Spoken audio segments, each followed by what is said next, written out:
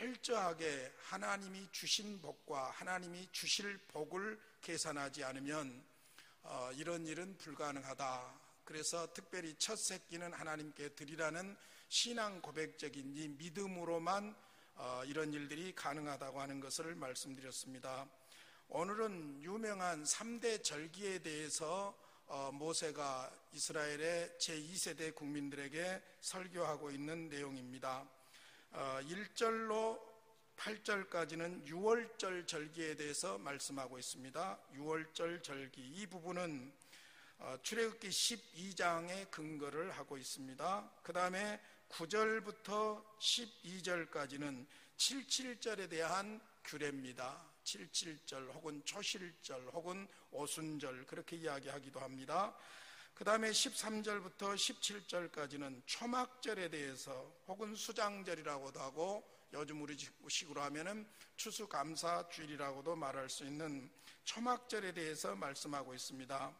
이미 6월절이나 77절이나 초막절에 대해서는 광야의 1세대 국민들에게 이미 주셨던 메시지고 그 내용을 요약해서 이제 2세대 국민들에게 모세가 다시 설교하고 있습니다. 그래서 6월절 유래에 대해서는 출애굽기 12장에 나와 있고 77절의 유래에 대해서는 출애굽기 34장, 레위기 23장에 이미 말씀하셨습니다. 그리고 초막절에 대해서는 레위기 23장 33절 이하에서 말씀하고 있는 내용이지요. 이 세 가지 절기는 구원받은 이스라엘 백성들에게 있어서 아주 중요한 절기였습니다.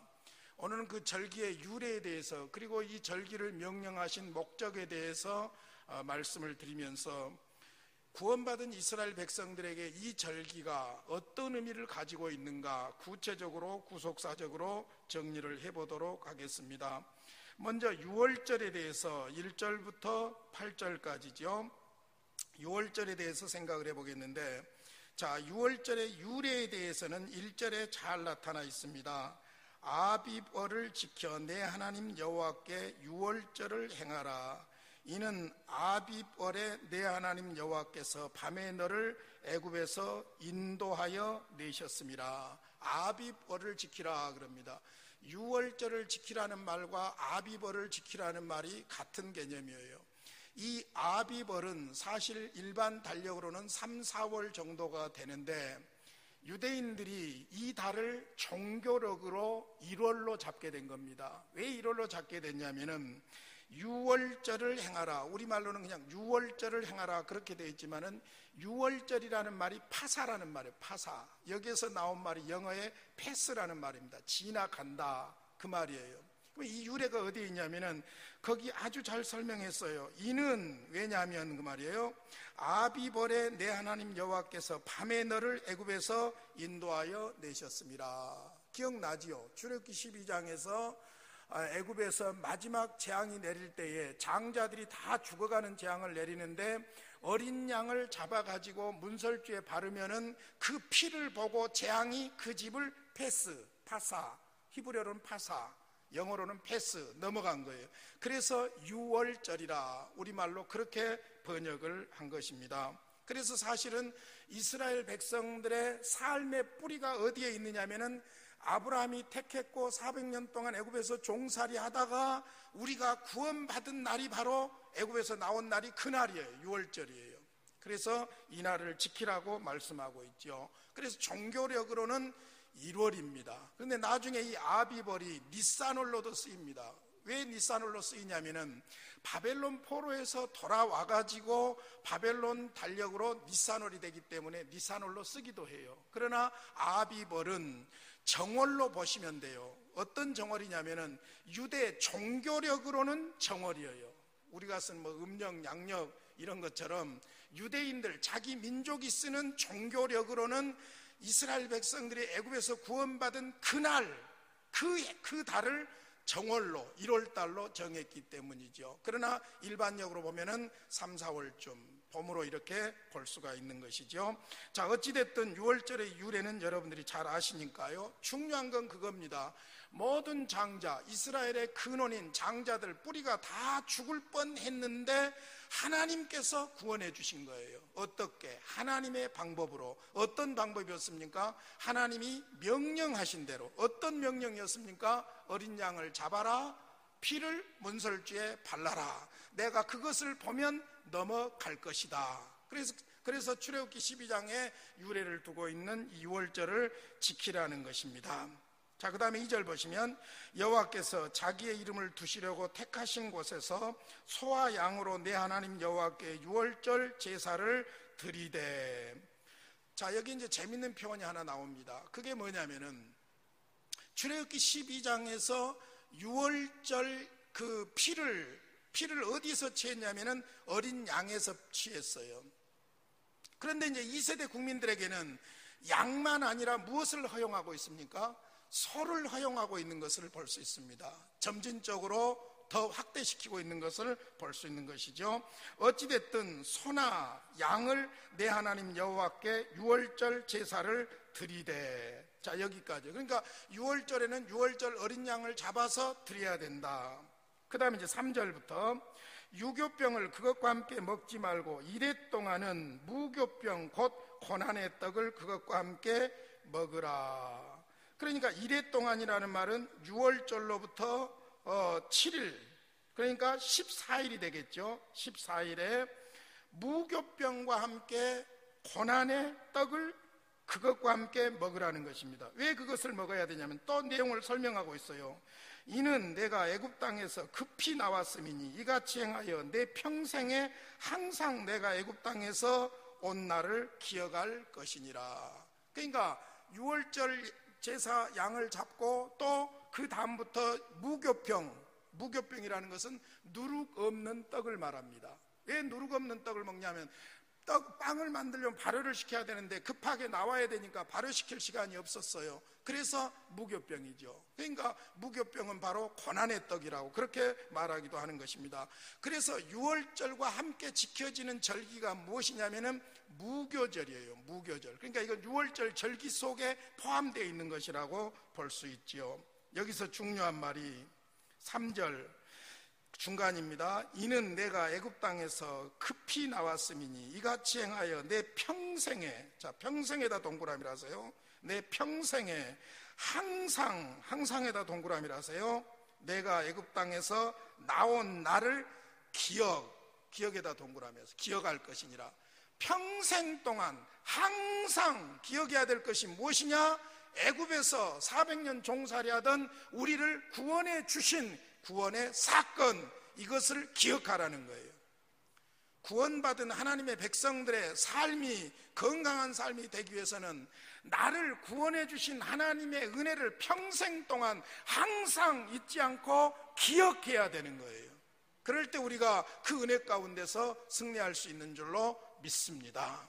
그래서 구약의 세례가 할례고 구약의 성찬이 바로 6월절이에요. 어린 양 6월절, 예수 그리스도를 다 대표하고 있는 그런 것들이죠. 그래서 구약의 성찬이 6월절인데 어린 양을 잡고 그리고는 무교병을 고난의 떡으로 먹고 하는 가운데 이스라엘 백성들은 무엇을 생각합니까? 잘근잘근 씹어 먹으면서 6월절 양을 하나님 앞에 드리면서 무엇을 생각합니까? 우리 조상들이 애굽 땅에서 다 죽을 뻔했는데 하나님께서 종살이하던 그곳에서 구원해 주셨던 하나님의 구원 역사를 기억하는 거예요. 그 사건이 없었다면 우리는 없다, 그거예요. 그러니까 평생 동안 항상 구원의 은혜를 기억해야 돼요. 여러분, 우리가 성찬에 참여하는 것이 그것이에요. 예수님께서 내 죄를 대신해서 십자가에서 죽으셨다. 그 은혜를 눈으로 보는 거예요.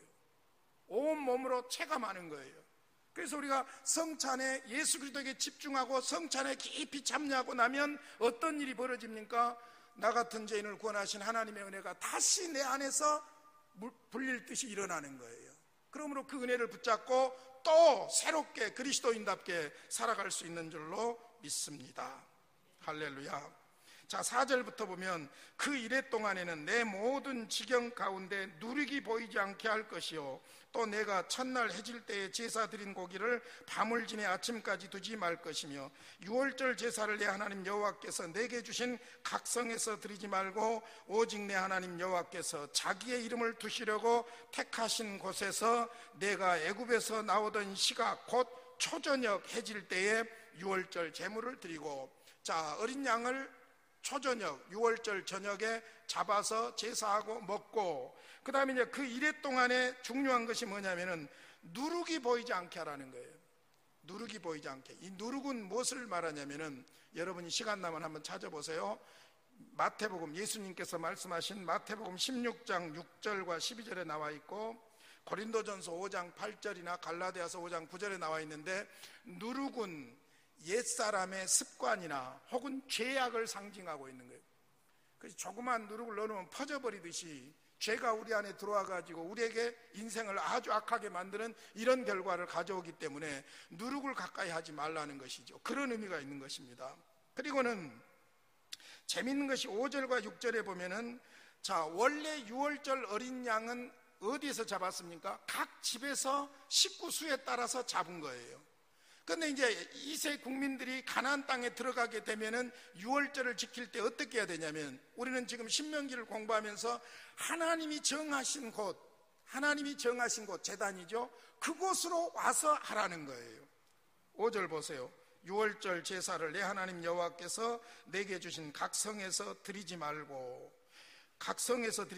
오직 내 하나님 여호와께서 자기의 이름을 두시려고 택하신 곳에서 내가 애굽에서 나오던 시각 곧 초저녁 해질 때에 유월절 제물을 드려라. 각 가정에서가 아니라 이제는 어떻게 하라는 거예요? 하나님의 제단이 있는 곳, 모셔진 그곳에 항상 하나님 중심 공동체, 이 개념을 지금 말씀하고 있는 것이죠. 거기서 드리라. 그리고는 제사를 드리고 끝나는 것이 아니라 내 하나님 여호와께서 택하신 곳에서 그 고기를 구워 먹고 아침에 내 장막으로 돌아갈 것이니라. 너는 엿새 동안은 무교병을 먹고 일곱째 날에 내 하나님 여호와 앞에 성회로 모이고 일하지 말지니라. 그러니까 유월절 양은 제사하고 잡아먹고 밤에 해질녘에 잡아서 제사하고 먹고 그 다음에 아침에 집으로 돌아가고 그 다음에 일주일 내내 무엇을 합니까?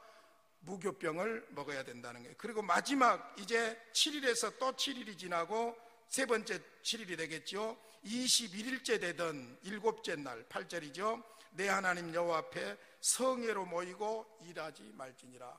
14일 저녁부터 무교절이 되는 거예요. 무교병을 먹는 그 무교병을 먹는 무교절이 되고 21일 되던 그날 전부 성회로 모여서 하나님 앞에 성회로 모이고 일하지 말라고 그렇게 말씀하고 있습니다. 자, 1절에서 8절까지 유월절 유래는 하나님의 구원을 기념하는 절기다. 애굽에서 종살이하던 우리 조상들을 구원해 주신 하나님의 구원의 은혜를 잊지 않게 하려는 하나님의 섭니다. 할렐루야. 평생 항상 기억하고 살아야 곁길로 나가지 않고 믿음으로 끝까지 승리할 수 있는 줄로 믿습니다. 우리의 심장에, 우리의 가슴에, 우리의 뼛속 깊이 나 같은 죄인을 구원하신 하나님의 은혜에 대한 감사와 감격이 있을 때 우리는 그리스도인으로 살아갈 수 있습니다. 그런데 그때나 지금이나 은혜는 잘 잊어버립니까? 기억합니까? 잘 잊습니다. 그것이 인간의 특성입니다. 그러니까 그 은혜를 잊지 않고 또 기억하고 또 기억하게 하려고 유월절을 지키라는 거예요. 그 은혜를 잊지 않고 또 기억하고 또 기억하게 하려고 예수님께서 이것을 기념하여 나를 기억하라 성찬을 허락하신 거예요. 그러므로 우리가 성찬에 참여하면서 나 같은 죄인을 구원해 주신 주님의 은혜에 대한 감격이 없다면 성찬식 잘못 참여하고 있는 거예요. 어찌됐든 심지어는 우리가 성찬에 참여하지 아니할지라도 구원받은 하나님의 백성들은 구약의 개념으로 영적인 유월절, 신약의 개념으로 성찬에 참여한 자답게 구원의 은혜가 항상 우리 안에 저장되어 있어야 할 줄로 믿습니다. 할렐루야. 그 다음 이제 두 번째로 77절입니다. 9절부터 12절까지입니다. 왜 77절이라고 그러냐면은 거기 9절에 설명이 나와 있어요. 7주를 셀지니 곡식의 낫을 대는 첫날부터, 자, 곡식의 낫을 대는 첫날부터 몇 주를 세라고 그랬습니까? 7주를 세어. 그래서 77절이에요. 7절을 세고 그 다음 날 이 77절 절기를 지키는 거예요. 그래서 77이 49, 그 다음 날 50일 되던 날 77절을 지킵니다. 그래서 이 77절을 이제 구약 히브리어 성경이 신약 헬라어로 옮겨지는 70인역에서는 여기서 따와가지고 오순절이라고 그러는 거예요. 오순절. 우리가 한 달을 초순, 중순, 종순 10일 단위를 순으로 쓰지 않습니까? 그러니까 오순절이라고 그런 거예요. 그러니까 77절은 어떤 절기냐면은 첫 곡식을 거둬들인 절기로서 50일쯤 되던 날 드린다 해서 오순절이라고도 하는 거예요. 그래서 77절, 초신절, 오순절, 이것을 신약적인 우리 개념으로 설명한다면은 1년 중 첫 곡식을 거둬들인 맥추절, 이렇게 우리가 이해를 하는 거예요. 맥추절. 자, 그날을 하는데 어떻게 하느냐? 10절입니다. 내 하나님 여호와 앞에 77절을 지키되 내 하나님 여호와께서 내게 복을 주신 대로 내 힘을 헤아려 자원하는 애물을 드리고. 자, 여기서 이제 77절은 특징이 있어요. 그게 뭐냐면 첫째 지켜라. 동사로 보면은 첫째 지켜라. 77절을 지켜라. 지킨다는 말은 축제예요. 축제, 셀레브레이션, 축제를 가져라, 그런 의미가 있어요. 근데 두 번째 동사가 뭐냐면은 애물을 드리라는 거예요. 일편천율적으로 이렇게 드리는 것이 아니라 각각 힘대로 드리라는 거예요. 힘대로, 자기 형편대로, 자기 형편대로 힘대로 애물을 드려라. 그리고는 그 애물을 가지고 하나님께 드리는데 어떻게 하냐면은 11절입니다. 너와 내 자녀와 노비와 내 성중에 있는 레위인과 민 너희 중에 있는 객과 고아와 과부가 함께 내 하나님 여호와께서 자기의 이름을 두시려고 택하신 곳에서 내 하나님 여호와 앞에서 즐거워할지니라. 무슨 말일까요? 드려진 것을 가지고 모든 그 공동체 안에 있는 사람들이, 고아가 됐든 과부가 됐든 모든 사람들이 함께 즐거워하라는 거예요. 축제예요. 축제. 지켜라, 힘대로 드려라. 그것을 가지고 돼지처럼 혼자만 먹는 것이 아니라 온 공동체, 심지어는 고아와 과부, 사회적 약자들까지 다 동원해서 함께 즐겨라. 축제예요. 축제. 함께 즐겨라. 그 다음에 마지막 12절에 보면 너는 애굽에서 종되었던 것을 기억하고 이 규례를 지켜 행할지니라. 참 재밌어요. 기억해라 이거예요. 무엇을 기억하냐? 너희들이 애굽에서 종살이하면서 농사도 짓지 못하고 내 것이 없었던 바로 그 시점을 기억하라는 거예요. 근데 하나님께서 구원해 주셔서 이제 광야를 통과해서 가나안 땅으로 들어가서 땅을 주시고 농사를 짓게 하고 그곳에서 농사를 지었을 때에 첫 열매를 하나님 앞, 첫 열매를 드리는 77절을 지키되 하나님 앞에 힘대로 애물을 드려라. 그 애물을 하나님 앞에서 공동체 전체가 과와 가부까지 사회 약자까지 포함해서 다 함께 먹고 마시고 즐겨라. 그리고 이것은 무엇을 기억하면서 해야 되느냐? 단순히 이 곡식을 우리에게 주셔서 감사합니다, 그런 정도가 아니라 곡식을 농사할 수 있고 첫 곡식을 얻을 수 있는 은혜가 어디에서 시작되느냐? 구원해 주신 은혜. 할렐루야. 그걸 기억하라는 거예요. 재미있는 표현이에요. 6월절은 하나님을, 구원을 기억하라는 말이 이해가 돼요. 그런데 첫 열매를 거두고 나서도 그냥 열매를 주셔서 감사합니다가 아니라 근본적인 뿌리가 있어요. 그게 뭐냐? 애굽에서 종살이하던 400년 동안이나 종살이하던 너희들을 자유롭게 해주신 그 하나님을 기억하면서 이 절기를 지키라는 거예요. 할렐루야. 그러니까 구원받은 하나님의 백성들의 모든 삶의 근본적인 뿌리는 무엇이냐? 나를 구원해 주신 하나님의 은혜. 할렐루야. 그래서 열매가 가능한 거예요. 그래서 거둘 수 있는 거예요. 그러니까 감사한 거예요. 그러니까 그 은혜가 감사하니까 나도 종살이했던 어려운 시절을 생각하면서 우리 사회 안에 있는 과와 가부 불쌍한 사람들 도우면서 함께 즐거워하면서 함께 축제를 벌이라는 거예요. 이것이 바로 하나님의 백성들의 삶이라는 거예요. 마지막으로 이제 초막절입니다.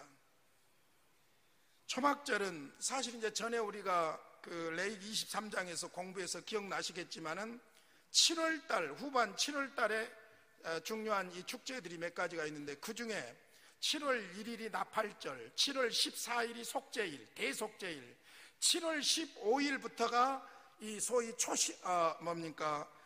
초막절로 들어가게 되는 거예요. 자, 그러면 보겠습니다. 13절, 너희 타작 마당과 포도주 틀에 소출을 거두어 들인 후에 이래 동안 초막절을 지킬 것이니라. 자, 이제는 1년 중 마지막 농사예요. 우리로 말하자면 가을쯤이죠. 그 가을 추수를 하고 나서 초막절을 지키는데, 거둬들인 후에, 소출을 거둬들인 후에 며칠 동안이죠. 7일 동안 초막절을 지키라. 근데 이 초막절은 어떻게 지키냐면 7일 동안 밖에다가 가지 3개에다가 잎사귀로 천막을 쳐요. 그러니까 그야말로 움막집을 짓는 것이죠. 움막집을 지어가지고 거기에서 일주일을 지내는 거예요. 거기에서 일주일을 지내요. 그래서 무엇을 기억하게 하기 위함이냐면은, 하나님께서 우리 조상을 구원해 주시고 그 다음에 광야에서도 지키시고 인도해 주셨던 하나님의 은혜를 기억하게 하려고 하는 거예요. 그래서 초막을 짓고 지낸다 해서 초막절이고, 열매를 거둬들여서 그 열매를 뭐한다고 그랬죠? 창고에 저장한다 해서 수장절이라 그렇게 말하는 거예요. 그래서 13절에 거둬들인 후에 반드시 거둬들이고 수장하지요. 그래서 초막절 혹은 수장절, 요즘 우리식으로 말하자면 추수감사절, 이런 식으로 정리를 해볼 수가 있는 것입니다. 자, 이때도 14절, 절기를 지킬 때에는 너와 내 자녀와 노비와 내 성중에 거주하는 레위인과 객과 과와 가부가 함께 즐거워하되, 반드시 함께해요. 공동체가 함께 즐거워하는 거예요. 15절, 내 하나님 여호와께서 택하신 곳에서, 여러분 지금 우리가 신명기를 보면서 계속 몇 번이, 오늘 본문에만 16장에만 해도 여러 번 나오는데 택한 곳이라는 개념이 계속 나와요. 우리가 12장에서 특수규례에서도 공부했어요. 하나님이 택하신 곳으로 가서 제사를 드려야 된다는 거예요. 택하신 곳에서 너는 이래 동안 내 하나님 여호와 앞에서 절기를 지키고, 내 하나님 여호와께서 내 모든 소출과 내 손으로 행한 모든 일에 복 주실 것이니 너는 온전히 즐거워할지니라. 자, 여기서 재밌는 것이 14절에서는 함께 즐거워하되 그랬고, 15절 마지막에서는 하나님이 모든 일에 복을 주실 것이니 너는 온전히 즐거워할지니라. 즐거워하는 축제예요, 축제.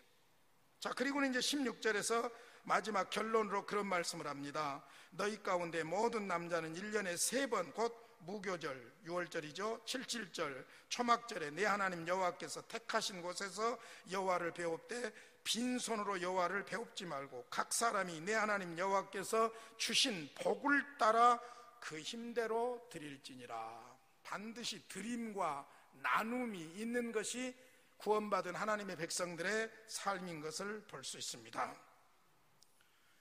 자, 전에 한번 출애굽기를 공부하면서 여러분에게 설명했던 기억이 저는 납니다. 여러분은 어쩔런지 모르겠는데, 하나님 앞에 나아가는 법으로서의 제사가 있고 제물이 있고 제사장이 있었어요.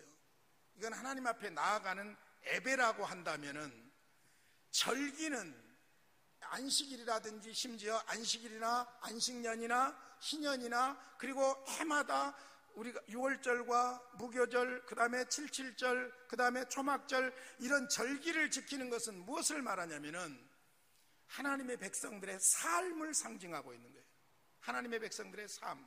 그러니까 제사 제도는 하나님과의 관계, 어떻게 하나님 앞으로 나아갈 수 있는가, 관계, 예배, 이것을 말한다면, 절기는 무엇을 말하냐면 그리스도인은 어떻게 살아야 할 것인가 하는 생활, 삶을 이야기하고 있는 거예요. 자, 그러면 이제 머리가 그냥 돌아가신 분들은 지금 정리가 될 거예요. 제사가 하나님과의 관계고 하나님의 백성이고 하나님은 아버지시고 그런 관계가 이루어지고, 그 다음에 이제 우리의 생활이 절기가 생활이라고 한다면은 지금 6월절이나 77절이나 초막절의 절기의 특징이 무엇입니까? 중요한 건 하나님 앞에 감사드린다는 것이고, 그러죠? 감사드린다는 것이고, 두 번째는 뭐예요? 우리가 즐거워하는 거예요. 이게 핵심이에요. 그럼 감사의 조건이 무엇이냐? 첫째, 출애굽이에요. 애굽에서 구원해 주신 은혜에 대한 감사예요. 거기다 더 보탠다면 어떤 감사입니까? 광야에서 인도해 주신 하나님의 은혜예요. 그러니까 구원과 인도하심에 대해서 감사하는 삶이 그리스도인의 삶이고, 단순히 감사로 끝나는 것이 아니라 이게 너무너무 좋으니까 즐거워하고 기뻐하고 축제를 벌이는 거예요. 그런데 그 즐거움과 기쁨이 어디로 가느냐? 내 안으로 들어오는 것이 아니라 확산되어 가는 거예요. 어떻게? 가난한 고아와 과부와 이웃들과 함께 즐거워하는 축제가 되는 거예요. 할렐루야. 그러니까 우리 그리스도인들의 생활은 결국 구원해 주신 은혜에 감사합니다. 광야에서 인도하듯이 한 해 동안 인도하신 하나님 은혜에 감사합니다. 감사하니까 나도 모르게 무엇이 솟아오릅니까? 기쁨과 즐거움이 솟아오릅니다. 그래서 그리스도인들의 삶은 감사와 기쁨이에요. 할렐루야.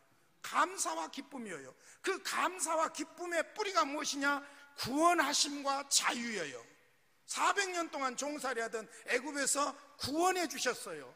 종에서 자유인이 되었어요. 그러니 그 은혜에 감사해요. 그러니까 하나님 앞에 드리는 거예요. 그리고는 어떻게 합니까? 너무너무 좋으니까 우리들끼리 즐거워하고 기뻐하는 거예요. 그러잖아요. 술 좋아하는 아버지가 술 한잔하고 기분이 좋으면 집에 와가지고 어쩝니까? 그냥 자기 아들, 딸, 꼬맹이 엉덩이도 때렸다가 막 좋아가지고 지가 좋으니까 그러죠. 비유가 적절했는지는 모르겠지만 어찌됐든 우리 그리스도인의 생활은 두 가지예요. 감사하고 즐거워하고. 할렐루야. 그래서 소요림답 제1문이 이제 답이 나오는 거예요. 사람의 제일 되는 목적이 무엇입니까? 하나님을 영화롭게 하고 영원토록 그를 즐거워하는 것입니다. 할렐루야. 우리 믿는 사람들은 즐거워해야 될 줄로 믿습니다. 그래서 바울 사도가 감옥에 있으면서도 기뻐하라고 합니다. 항상 기뻐하라고 합니다. 다시 말하느니 기뻐하라고 합니다. 어떻게 기뻐하라고 합니까? 주 안에서. 기뻐할 것이 하나도 없는 세상이지만은 주 안에서 그분이 나를 구원해 주시고 그분이 나에게 복을 주시고 그분이 내 삶을 책임져 주시고. 할렐루야. 그러므로 믿는 구원받은 하나님의 백성들의 삶은 절기예요. 절기. 감사와 축제, 감사와 기쁨. 할렐루야. 나와 여러분의 삶이 이런 삶이 될 수 있기를 바랍니다. 그러면 정리합니다. 감사와 기쁨이 넘치려면 우리 안에 무엇이 있어야 되겠어요? 구원의 은혜가 자리 잡아야죠. 그러죠? 구원의 은혜가 자리 잡으면 감사와 기쁨이 넘치는 삶이 될 줄로 믿습니다.